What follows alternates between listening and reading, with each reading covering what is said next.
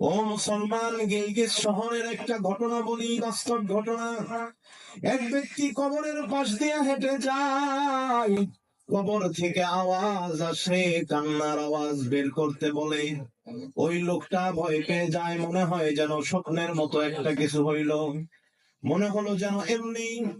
বারবার যখন এই আওয়াজ তার কানে আসে, লোকটির বুঝতে আর বাকি নাই পর্দার এই কবর থেকেই আওয়াজটা আসতেছে। এজন্য ওই লোকটা দৌড়ায়া গ্রামবাসীর কাছে গিয়া বলে, কবর থেকে কে যেন ডাকে, কে যেন বের করতে বলে। কবর থেকে আওয়াজ আসতেছে। গ্রামবাসীরা যখন কবরের কাছে যায়, সত্যি তো দেখে কবর থেকে কে যেন বলে, আমাকে বের করো। ও পর্দার অন্তরালের নারীরা, কবর থেকে বলে, আমাকে বের করো, বের করো, আমাকে বের করো। কান্না করে করে বলে। লোকেরা চিন্তা করে কবর খনন করা যাবে কিনা। মসজিদের ইমাম সাহেবকে জিজ্ঞাসা করি, চলো মসজিদের ইমাম সাহেবকে যদি জিজ্ঞাসা করি তাহলে একটা সমাধান পাওয়া যাবে। আমরা তো বুঝি না। তারা সকলেই মসজিদের ইমাম সাহেবের কাছে গেল।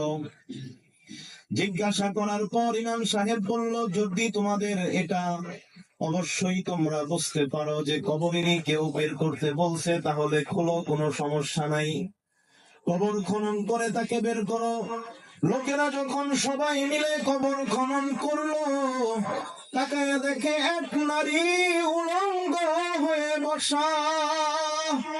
ডাক দিয়া বলে, বাড়ি থেকে আমার জন্য একটা কাপড় নিয়ে আসো, কাপড়।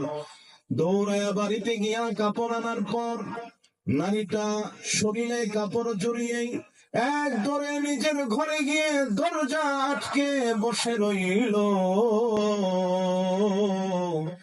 যখন সবাই দেখার জন্য আসে, ওই নারী ডাক দিয়া বলে, আমি দরজা খুলবো না, তোমরা আমাকে দেখতে পারবা না, ভয় পাইবা। যারা যারা আমাকে দেখতে পাইবা, আমার অবস্থা করুন, আমাকে সবাই দেখতে পারবা না। অনেকে আছে যাদের আত্মা ফেটে মরে যাবা। এজন্য যারা আমাকে দেখতে পারবা তারাই থাকো, বাকিরা চলে যাও। এই কথা বলার পর 4-5 জন নারী, 4-5 জন পুরুষ দাঁড়ায় রইল।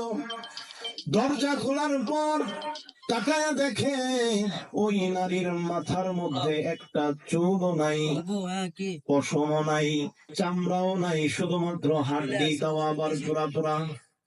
চেহারার মধ্যে কোনো চামড়া নাই, নখ নাই, হাতে চামড়া নাই, কিচ্ছু নাই।